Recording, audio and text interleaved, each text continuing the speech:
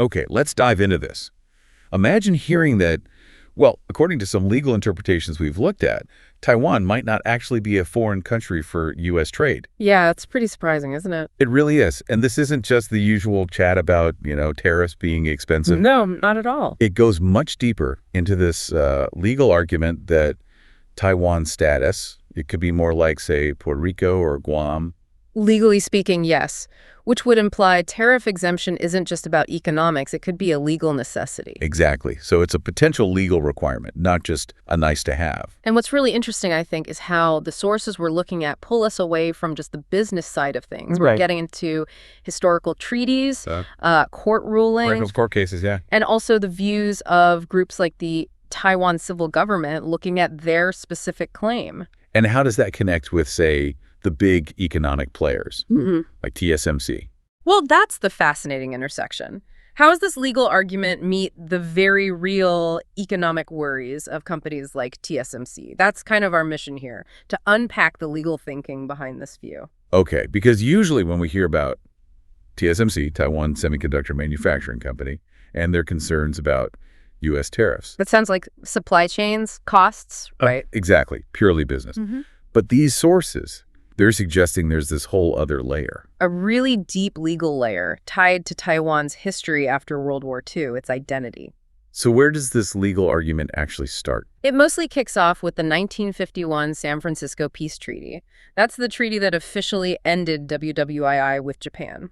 Okay, I know that one. And a really key point these sources emphasize is that Japan, in that treaty, gave up all rights and claims to Formosa and the Pescadores, that's Taiwan and Penghu. Right, renounced its claim. But, and this is the crucial bit, their argument hinges on the treaty didn't say who should get sovereignty. Ah, so Japan gave it up, but it wasn't explicitly handed over to China or anyone else. According to this legal interpretation, no, it was left undetermined. And the argument flows from there. Because sovereignty wasn't assigned, and considering the whole post-war context, the United States effectively either took on or kept primary occupational responsibilities there, under international law, that is. Okay, so an ongoing U.S. responsibility because sovereignty was never settled. That's the core idea presented, and that alleged occupational status is where U.S. constitutional law gets pulled in.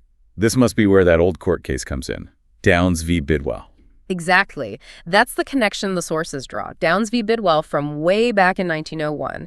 It's a really foundational Supreme Court case. What did it establish? It basically created the whole idea of unincorporated territories, lands that, belong to the U.S. but aren't states. Right, not fully part of the U.S. proper. Correct. The ruling clarified these places have a distinct legal status. They're governed by Congress but treated differently from foreign countries. Okay, I see the link now. The argument is, Taiwan was occupied post-war, sovereignty wasn't transferred, the U.S. had responsibility, so maybe it fits this unincorporated territory category under U.S. law, even if it wasn't formally called that. That's precisely the legal reasoning laid out. And groups like the Taiwan Civil Government, the TCG, they really build on this foundation. What's their specific take? They argue the U.S. has both occupational and trustee responsibilities. So based on this whole legal framework, their position is that Taiwan, because of this status, military occupied, maybe unincorporated, should legally get the same treatment as places like Puerto Rico or Guam. Meaning no tariffs. Meaning tariff exemptions, exactly.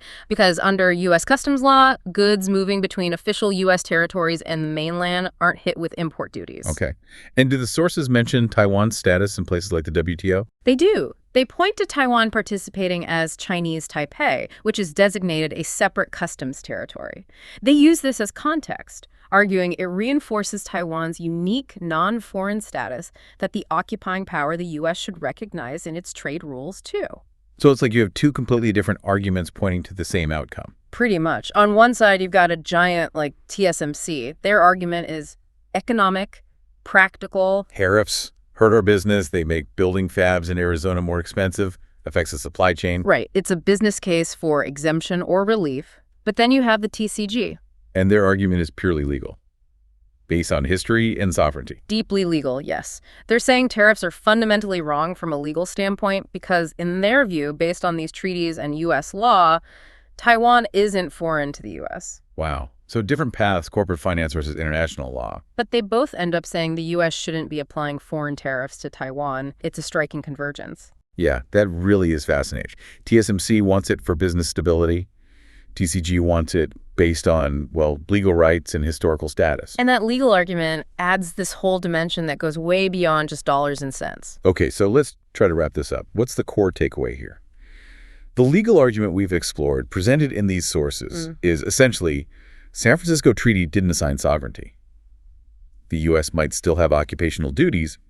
U.S. constitutional law, like Downs v. Bidwell, sets up a framework for non-state territories. Right. Put it all together, and the argument is that Taiwan's trade status with the U.S. legally should look like Puerto Rico's or Guam's. Meaning tariff exemption isn't just a potential policy choice, but maybe the legally correct treatment. Which really shifts the perspective, doesn't it? It connects trade policy directly to Taiwan's international identity, to justice even. It definitely does. It moves beyond just the economic costs that worry TSMC. So here's a final thought, drawing from the sources. If you accept this legal interpretation, even just hypothetically, does the U.S. then have some kind of constitutional or legal duty to treat Taiwan differently on trade, like its other territories? That's the provocative question, isn't it? And if so, how could people in Taiwan actually use this kind of legal understanding?